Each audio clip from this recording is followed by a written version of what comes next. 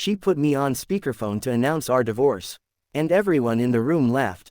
Full, sharp, mocking laughter. They thought I'd crack, thought I'd quietly swallow the humiliation like I had so many other things in that marriage. But the second I heard that forced giggling in the background, I realized something. They weren't watching my downfall. They were standing in the blast zone. And they had no idea I was holding the detonator. If you've ever been blindsided, humiliated, or underestimated in your marriage, stay with me. Hit like, subscribe, and drop a comment, because this husband-wife story transformation isn't about revenge. It's about composure. It's about preparation. And it's about what happens when the quiet one stops absorbing the damage. I was halfway through inspecting a busted breaker in a half-finished house when my phone buzzed. Typical Tuesday. Sawdust floating in the air. The smell of fresh drywall. My crew clanking tools behind me. Nothing dramatic. Nothing unusual. I was crouched over the panel, flashlight wedged between my shoulder and cheek, when my phone vibrated again. I almost ignored it, but there's a particular instinct you develop after years in a rocky marriage. A sixth sense, like your nervous system is always bracing for impact. So I answered. Hey, she said, too casual. I thought you should know, I'm finalizing the divorce right now. Her voice rang out crystal clear.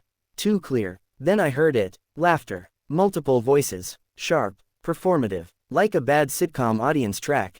I slowly stood up, set my screwdriver down. My guys glanced at me. I waved them off. Really? I asked calmly. That's how you want to do this? More giggling. And then I heard a voice I recognized immediately. Sophie. And if Sophie was there, that meant the whole suburban social circle was there too. Barbecues. Holiday dinners. Fake smiles. Wine nights. Couple selfies. My wife came back on the line, smug and emboldened. We're at Lauren's place. And honestly, everybody agrees this is for the best. Everybody. I let silence stretch. Let them enjoy their moment. Let them think I was shrinking on the other end of the line. Then I asked, evenly. Is that Sophie I hear laughing? Dead silence. Like someone yanked the power cord from the room. What? My wife asked. Less confident now. Sophie Riley, I said slowly. That's her, right? A shuffle. A whisper. A soft gasp. What are you talking about?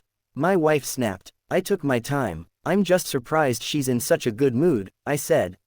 Considering she hasn't heard yet that you're dating her husband. Silence. Total. Absolute. Then chaos. Excuse me. Sophie's voice cracked in the background. Matt, I continued calmly. Her husband. Sweeney's Auto Repair. 5th Street. Last Tuesday. 2 p.m. Someone whispered, oh my God. And before that, I added, room 214 at the Pinecrest Inn off Highway 8. Should I keep going? My wife started saying my name. Over and over. But she didn't sound smug anymore. She sounded cornered. Voices overlapped. Chairs scraped. I imagined faces draining of color. The laughter was gone, replaced by something raw and panicked. Good luck with the divorce, I said quietly. You're going to need it. I hung up, slipped my phone back into my pocket. One of my guys walked over. Everything okay? I picked up my screwdriver. Yeah, I said, just taking out the trash. And I meant it, because what they didn't know, what she didn't know, was that I had known for months. Affairs don't start with hotel rooms. They start with small shifts. Late arrivals. Inside jokes you're not part of. Phone screens tilted away. I'm just tired. You're overthinking. You're insecure. You start doubting yourself. Maybe you are paranoid. Maybe you're projecting. But then patterns emerge. And one night, I followed the pattern. That's when I saw them. That's when I started documenting. Receipts. Photos. Dates. Screenshots. I didn't confront her. I didn't yell. I didn't beg. I talked to an attorney instead. The house was mine before the marriage.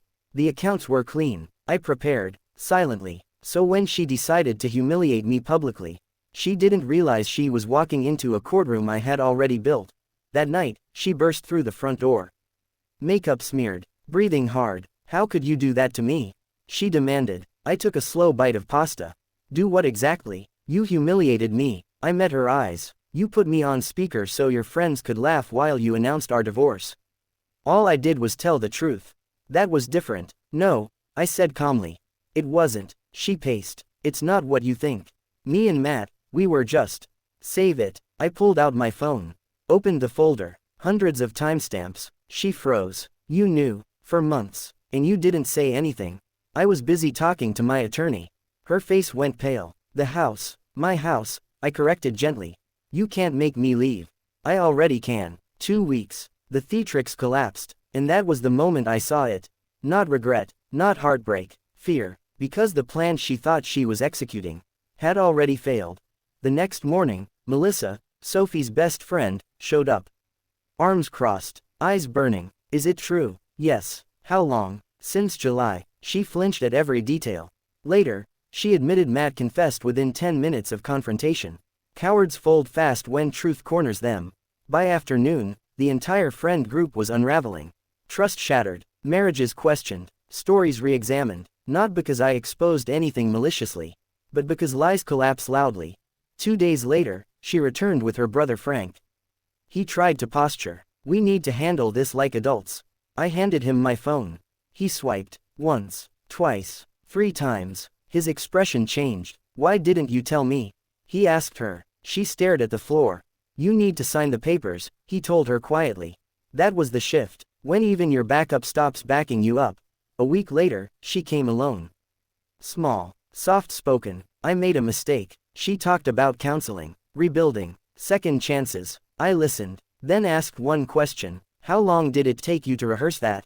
Silence. Because this wasn't remorse. It was survival. When she realized reconciliation wouldn't restore her social standing or financial comfort, the softness disappeared. You'll regret this, she said.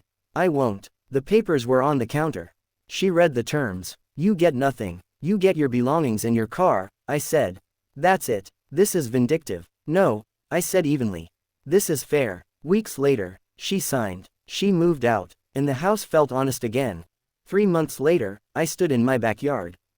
Hayes arguing about seasoning like it was classified information. Cooper bringing better beer than last time. Grayson complaining about his neighbor's fence. Normal, simple, no tension, no performance. My phone buzzed. A text from her. You ruined my life. I deleted it, because I didn't ruin anything. Choices did. Grayson asked, do you regret how it ended? I thought about it. No, I said. She made her choices. I made mine. The sun dipped low, orange and pink stretching across the yard. For the first time in years, I felt something rare. Not triumph, not anger. Peace. The kind that doesn't need applause. The kind that comes from knowing you handled humiliation with composure. And walked away clean. Marriage isn't about winning. It isn't about humiliation. It isn't about public spectacles. It's about respect. And the moment respect dies, everything else follows. Sometimes the loudest transformation isn't shouting back. It's calmly telling the truth, and letting it do the work for you. If this story resonated with you, hit like and tell me in the comments. What would you have done in that moment on the phone? And subscribe for more powerful husband-wife story transformations, where silence isn't weakness.